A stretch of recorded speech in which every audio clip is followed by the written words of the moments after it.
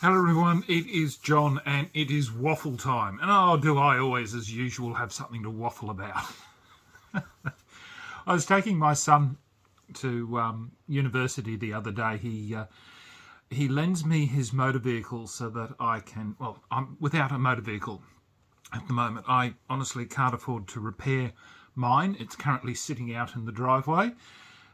So he lends me his motor vehicle so that I can attend my medical appointments. And so as part of the deal, I take him to university when he needs to. And university is in the city. So he goes to QUT, Queensland University of Technology.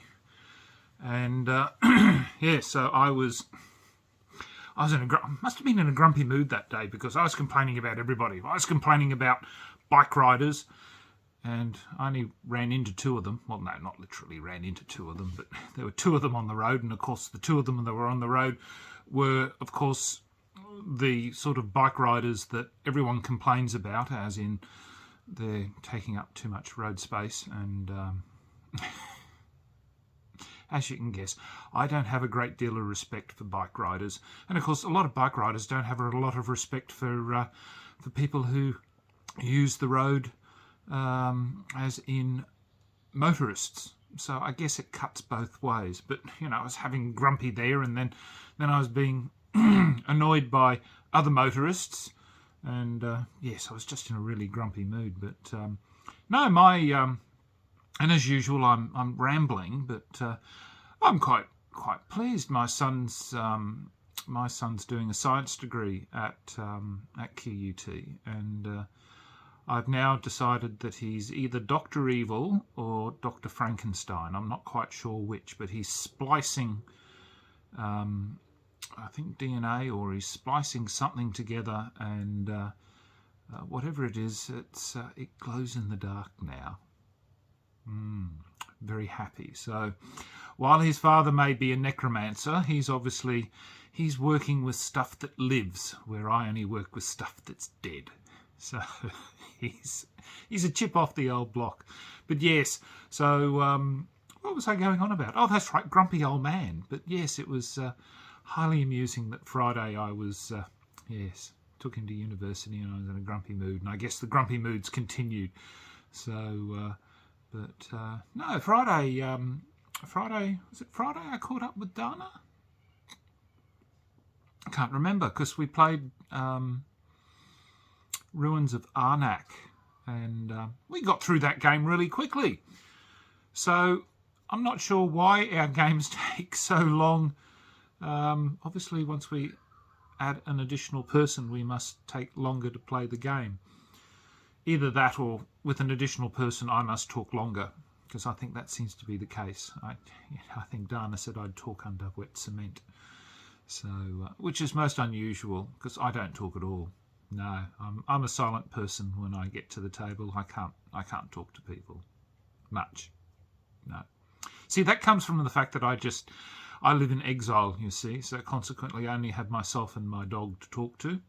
So you can imagine how much of a stimulating conversation I must have. So the chance I get to actually talk to people, which is why my waffles tend to be rather long at times. So I pity you poor people that get to listen to me once a week. You're probably thinking, who is this mad person who just waffles on and on and on about absolutely nothing at all? But talking about that, let's talk about surveys. You put up surveys where you really don't want answers to surveys for information at all. Look, one of my jobs that I had many, many years ago, actually it was the first job I had. I was in research services branch for the Department of Education. And, of course, that and in my later job, or last job that I had, which was quality assurance and doing surveys, was part of working out quality assurance and client satisfaction. So for me, working out what people want and questionnaire structure and stuff like that is rather critical. So when you see people running things and then putting out a 6-question survey to find out whether or not their event was successful is anathema to me. I was discussing it with some other people that I know, and they just said, yes, John, it's questions you ask when you really don't want answers to the event that you've run. But that is just me. And when I had a look at the structure of the questions, it's, yeah. But look, honestly, this is my opinion.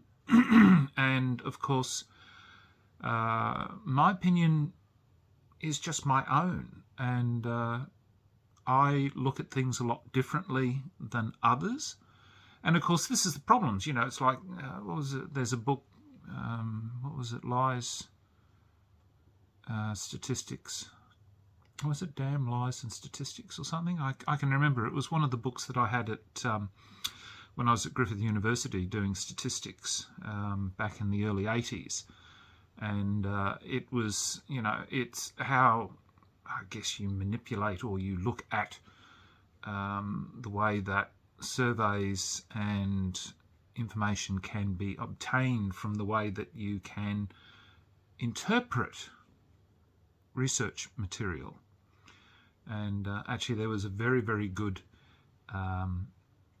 Yes Minister, or I think it might have been Yes Prime Minister episode where there was, that's right, it was in relation to conscription, where Sir Humphrey is talking to Bernard about the asking questions in regards to conscription, where he says, you know, well, here are these questions, and, you know, do you agree in this? And of course Bernard says, yes, you know, he says, no, and would you agree?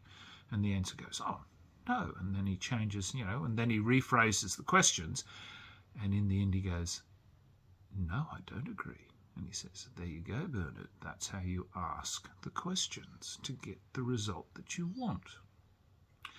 Yes, so anyway, that is just my 2 cents worth of, I guess, questionnaires, and that some more thought needs to be put into, I guess, particularly when you run events. And certainly when I run events, I guess I've always put fairly structured questionnaires in regards to many of the events that I've run. In other words, you know, were people happy with the tables? Were, you know, admittedly, most of the events that I ran towards the latter part of my life, when I was with the Blind Pig, dealt with miniatures. So we look specifically at, you know, were you happy with the terrain? Were you happy with the table space? You know, were you happy with the hall?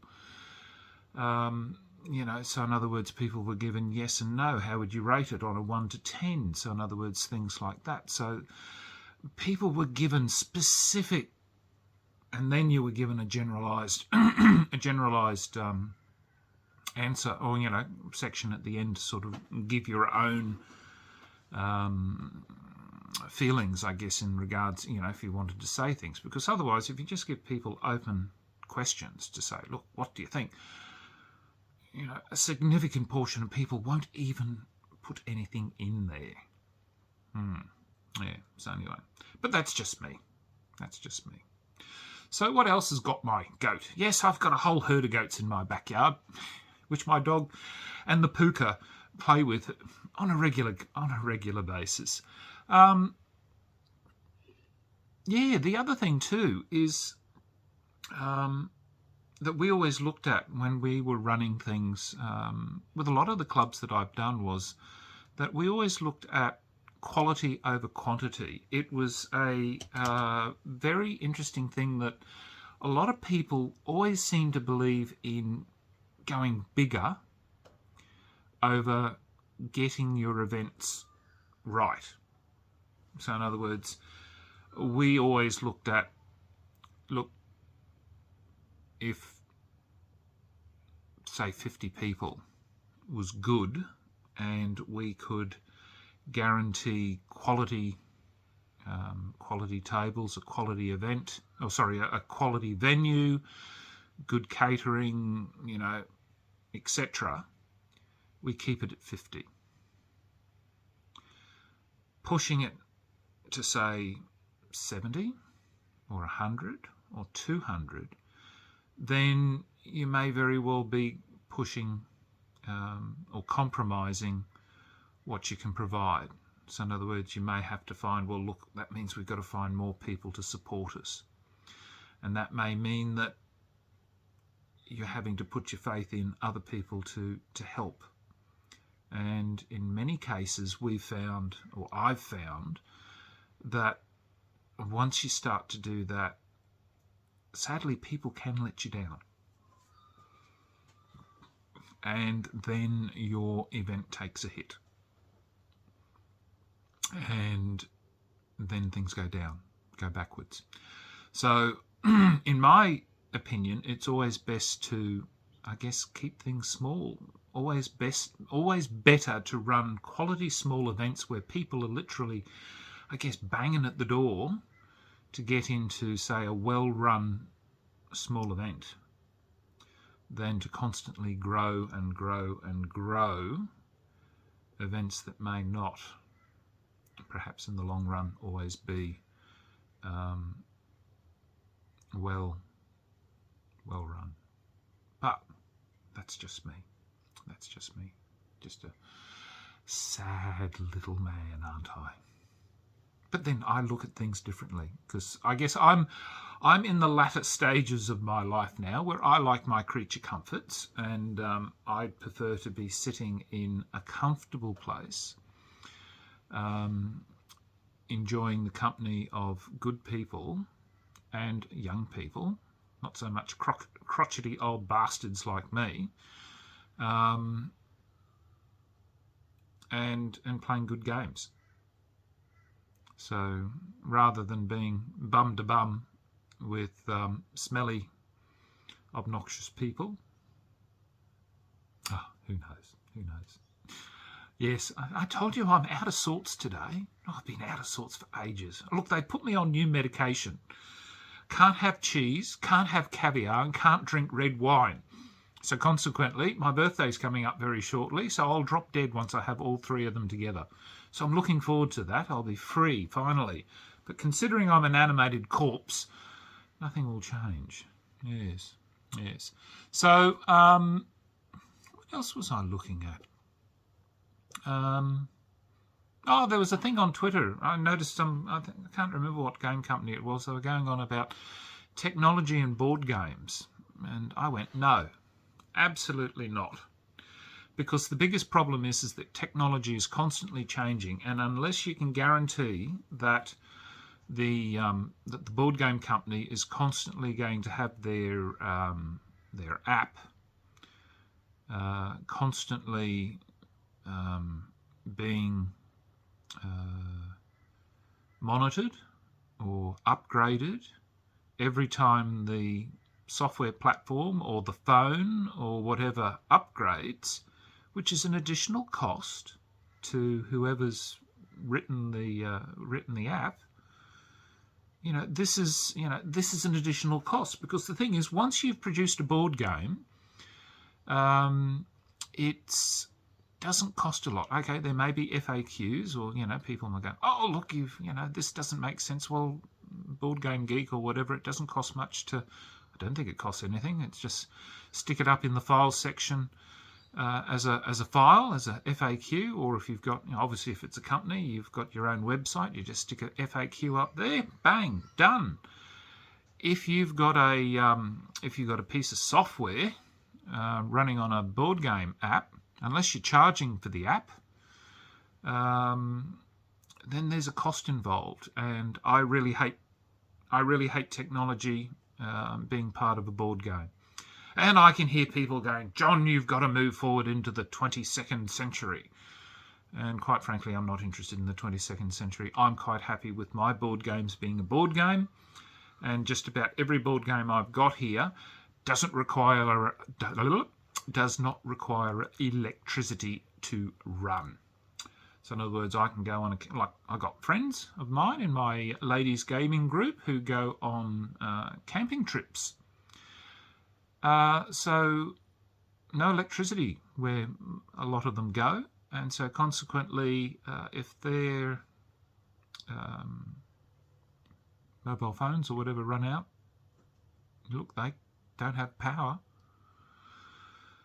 So no, look, I am a big opponent towards any concept of board games having companion apps to go with their games. I think that they are unnecessary, and I think if you're making your games to be that complicated that they need an app to run, then you should be making your board games or your games to be apps, not board games as such. So there you go. That's my 2 cents worth.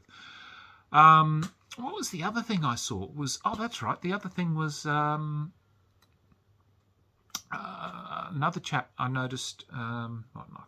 Can't say chap. I don't know. Another channel posted saying, "Oh, look, we've been running our channel for 2 years and we only get about 20 odd viewers looking at it." Well, look, my channel that you're watching, I only get about sometimes 20 odd views per vlog, sometimes more. Some of them get quite a few. Some of the popular ones, like my D&D, my BattleTech, I think my Warzone, some of them have got quite a lot of views. My 4 Against Darkness. So some of them have quite a lot of views, but generally, when I go and look at the analytics, some of the analytics will show, sometimes up around somewhere up to sometimes the 60. It'll, range somewhere up there. But what YouTube shows and what the stats show seem to be rather. I can't understand what the hell you're showing statistic-wise, but, you look at that and it goes 22 viewers, and I'm there going, okay, fine. But look, I do this for my own entertainment. I get a few people who follow me regularly, and there is some positive, but some feedback that I get, and it is that feedback that I quite like, where people will say, or I get personal messages from some people, and they say, "Oh, look, John," like there was one for the BattleTech the other day from a friend of mine, and he said, "Look, John, thank you very much." He said, that took me back to when some friends and I used to play the game. And so, they're the sort of comments that make me continue to produce material like this. And I'll continue to do so until I guess I lose interest in producing this. So the channel will change and evolve. At the moment, I'm going through, I guess, the 500 odd games that are currently sitting in my collection. I'll eventually run out, I think, within about a year or so. But again, it'll slowly evolve, because I'll need to look at other things to fill my channel with, because there'll be a need for what that will need to look like. As to what that might be, who knows? Or the regularity of Monday to Friday material may change as well. I don't know. I may not even be here. Who knows? I may finally snuff it with luck. But who knows? Who knows? But yes. Anyway, look, that's about my my waffle. What am I looking forward to? I've got a game day today. The ladies group, which I'm part of. I love saying that. I'm part of a ladies group. I'm thoroughly enjoying playing with these ladies. That sounds dreadful, doesn't it? But no. So I'm meeting up today being Sunday, and we're playing Clank. I think Dana's decided that we're putting in, I think, the adventuring adventures, or something like that. Anyway, there's an expansion for that, I think, that she was looking at last night. She put up, so I think that allows us to play up to 6 players. So she was looking at adding that, and then I think we're looking at Quacks of Quedlinburg. So they may be the 2 games. Although knowing us, we may very well change the agenda at the last minute. I borrowed this off Dana the other day, so I've got to return that to her. I thoroughly enjoyed this game immensely. Cartographers is brilliant. I think that's a brilliant game, and we actually looked on Friday. Was we looked at Gloomhaven, of all things, would you believe? Dana pulled out her Jaws of the Lion, and I went, oh yes, that's an add-on for Gloomhaven. No, I didn't even realise what the hell it was. I'd bought it and stuck it away, and so consequently I'm now looking at that again. Made the misfortune of punching everything out, and of course you can't fit it back in the box. Absolutely ridiculous. That's one thing I really do dislike about Gloomhaven, is the fact that you can't put everything back in the box again. So I'm out looking for another storage solution now for my Gloomhaven. So yeah, so I think Dana and I may be looking at that for our weekday games. I think she's looking for a campaign style, or I might try and find a legacy game to look at gaming wise. Who knows? But yes. Anyway, Pippin's currently not with me at the moment because it's winter, technically winter here, and he's gone for a wander in the backyard, and the grass is all wet, and he's forbidden to sit on me at the moment because his little paws are soaking wet. So he's sitting outside, and I said to him, Pip, do you want to come in and be part of the video? Because I called him. I said, Pip, you coming in? And he wouldn't come in because this is prior to doing this video. And he looked at me, and he was sitting on the couch out there, and he just looked at me, and he's going, oh, Dad, what? I'm deaf. I'm selectively deaf. No. And then I looked at him, and I went, felt his feet, felt his underbelly, and I'm there going, you're soaking. And then I felt all the cobbler's pegs, and I went, you're going to have a brush. And then he looked at me, and he went, I'm definitely not getting up, because he doesn't like being brushed, because trying to get all those cobbler's pegs is oh dear. Yes, it's a task and a half trying to get 1,001 cobbler's pegs out of his fur, if he can find them. Even after I've had the lawn mowed, I had the lawn mowed last week, and of course trying to get these cobbler's pegs. Yeah, even when the yard is sprayed for the weeds and that, they just literally, they're back within a week. I can't win. But anyway, look, thank you for putting up with my waffle. So till next time, signing off, the Honourable John.